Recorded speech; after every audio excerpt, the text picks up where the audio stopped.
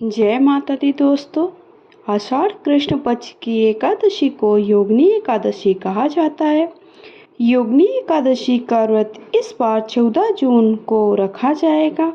इस दिन भगवान विष्णु की पूजा करने से पापों से मुक्ति मिलती है।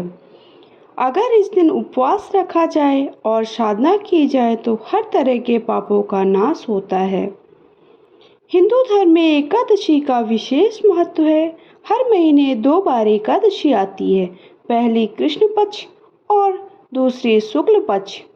आषाढ़ माह के कृष्ण पक्ष की एकादशी तिथि को योगिनी एकादशी कहते हैं। एकादशी का व्रत करने से मोक्ष की प्राप्ति होती है। कई प्रकार के पापों का नाश होता है। योगिनी एकादशी का व्रत साल 2023 में आषाढ़ माह में 14 जून को रखा जाएगा। योगिनी एकादशी के बाद देवशयनी एकादशी मनाई जाती है।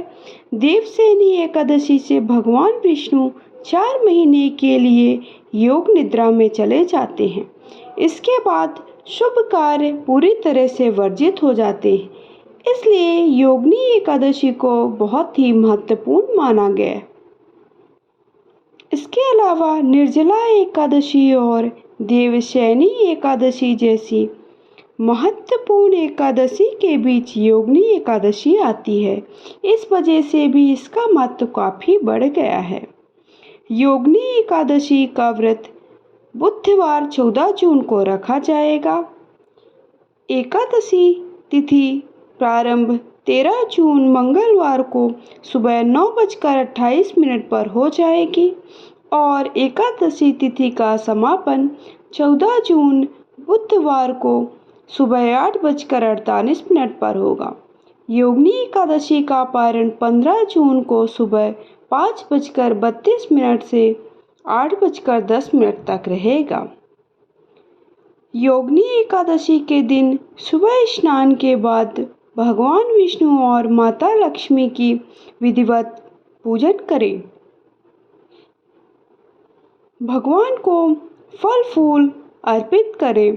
सच्ची श्रद्धा के साथ उनकी पूजा करें। पूजा करने के बाद व्रत कथा सुनने और आरती अवश्य करें। भगवान विष्णु की अनुकंपा से जहां आपके जीवन में सकारात्मक ऊर्जा का प्रवेश होगा, वहीं माता लक्ष्मी की कृपा से धन के भंडार भरेंगे। इस व्रत को करने के लिए सुबह जल्दी उठकर स्नान करें।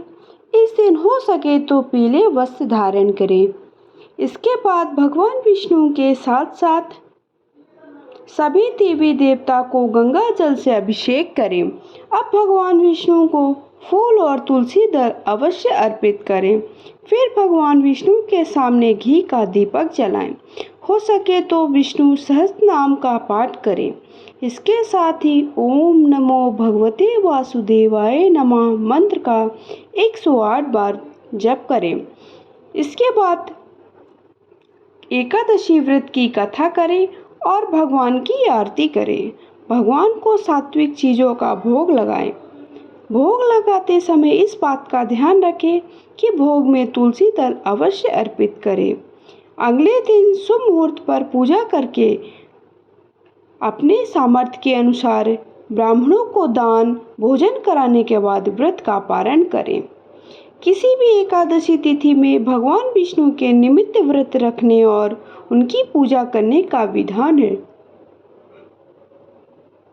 कहते हैं योगिनी एकादशी का व्रत रखने वाले व्यक्ति को हजारों ब्राह्मणों को भोजन कराने के बराबर फल मिलता है।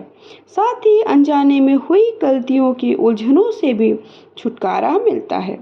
एकादशी के दिन श्री विष्णु जी की पूजा करने से शुभ फल की प्राप्ति होती है। योगिनी एकादशी क्यों मनाई जाती है?